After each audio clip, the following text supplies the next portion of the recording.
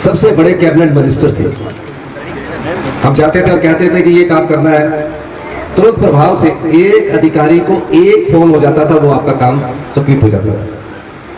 चंगर क्षेत्र और बड़ा वाली एरिया की जो बातें थी कि हमारे यहाँ फसल बंदर और जंगली गाय खराब कर जाते हैं, हमारा पशु खराब कर जाते हैं, तो हमने आनंद शर्मा जी ने एक स्टडी करवाया कि बंदर किस चीज से किसी चीज को नहीं उखाड़ेगा, जंगली गाय इन चीज को नहीं खाएगी, तो हल्दी का स्पाइस पार्क मधुबन विधानसभा क्षेत्र में आपने स्वीकृत किया। इंडस्ट्रियल एरिया का सारा काम इन्होंने किया। हमारे जो पासपोर्ट थे वो चंडीगढ़ में बनते थे, हमने इनसे मांग की और तुरंत प्रभाव से रीजनल पासपोर्ट ऑफिस शिमला में खुल गई। पार्टी का आदेश हुआ, पार्टी ने मुझसे चर्चा की, कहा कि पूरे हिंदुस्तान में हम सबसे शक्तिशाली जो कांग्रेस पार्टी के राष्ट्रीय नेता है उनको चुनाव लड़ाना चाहते हैं, तो क्या आप ये समझते हैं कि आनंद शर्मा जी चुनाव लड़ेंगे? मैंने कहा यह बात आप उन्हीं से पूछिए। चर्चा विचार विमर्श के बाद एक फैसला हुआ कि कोई सांसद यहां से अगर चुनकर जाएगा और जिसके एक फोन पर भारतीय जनता पार्टी के जो मंत्रिमंडल के सदस्य भी है वो काम करने से नहीं हिचकिचाते, और जिस प्रकार का रुझान अब 2024 के चुनाव में आ रहा है उस रुझान का अंदाजा लगाइए। तो जब ये कांगड़ा संसदीय सीट से जीत कर जाएंगे और इंडिया गवर्नमेंट की सरकार बनेगी तो इनके लिए मंत्री पद के लिए कोई लॉबिंग नहीं करनी पड़ेगी, क्योंकि इनका शुमार राष्ट्रीय नेतृत्व में होता है।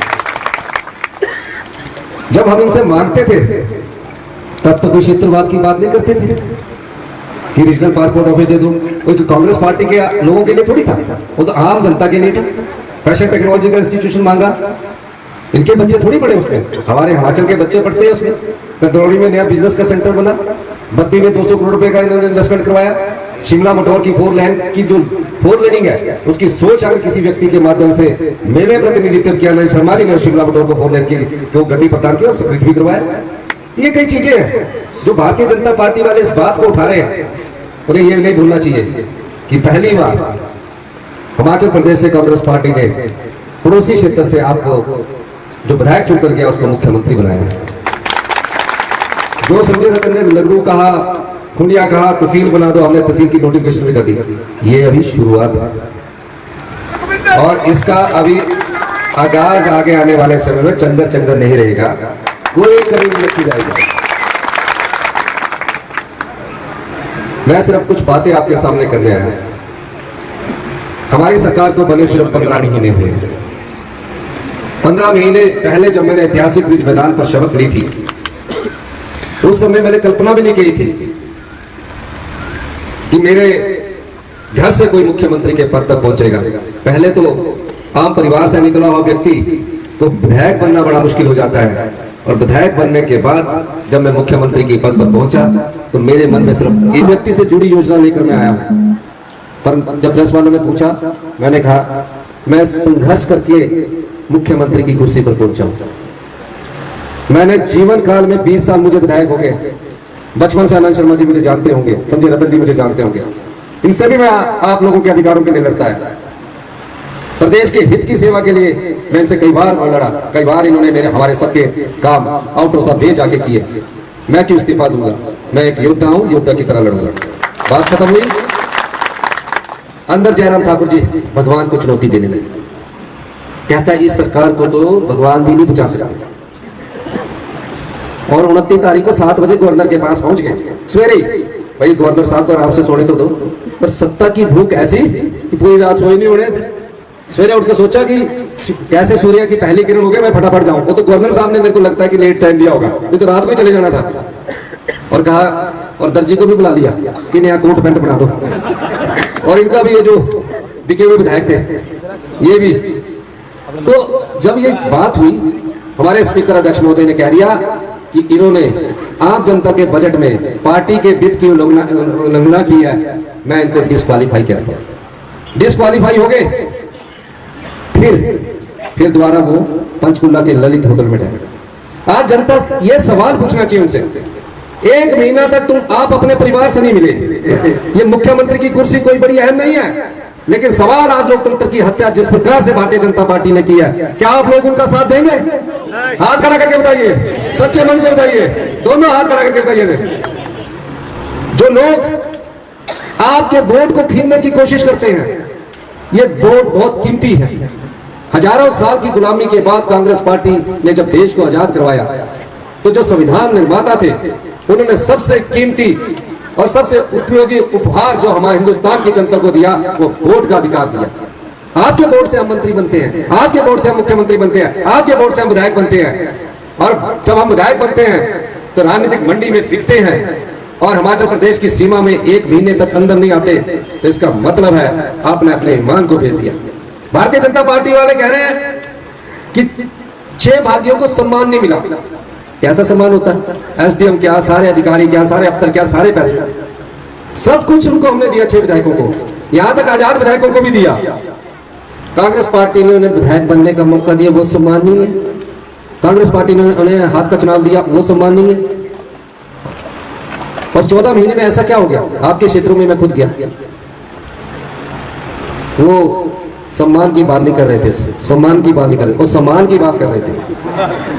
क्योंकि भारतीय जनता, सुप्रीम कोर्ट ने बोला तुमने गलती की है, वो सीधा तो बोल नहीं सकता था, तो फिर सीधे गए भारतीय जनता पार्टी के दिल्ली में कोई केंद्रीय कार्यालय है, बीजेपी का पटका पहन लिया और बीजेपी के उन विधायकों को भी नहीं पूछा जो उनके खिलाफ चुनाव लड़े थे।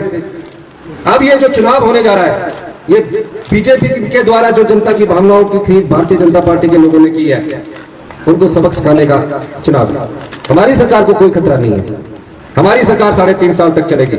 दावे के साथ कह सकता हूं, हम आप लोगों की सेवा कर रहे हैं, गरीब की पहुंच तक हम पहुंचना चाहते हैं, समाज के अंतिम व्यक्ति तक हम पहुंचना चाहते हैं और 2027 तक हिमाचल प्रदेश को आत्मनिर्भर बनाना चाहते हैं। 2032 तक हिमाचल प्रदेश को हिंदुस्तान का समृद्धशाली और अमीर राज्य बनाना चाहते हैं। ऐसे सांसद चाहिए आपको जिसकी आवाज पूरा देश सुने। ऐसे सांसद चाहिए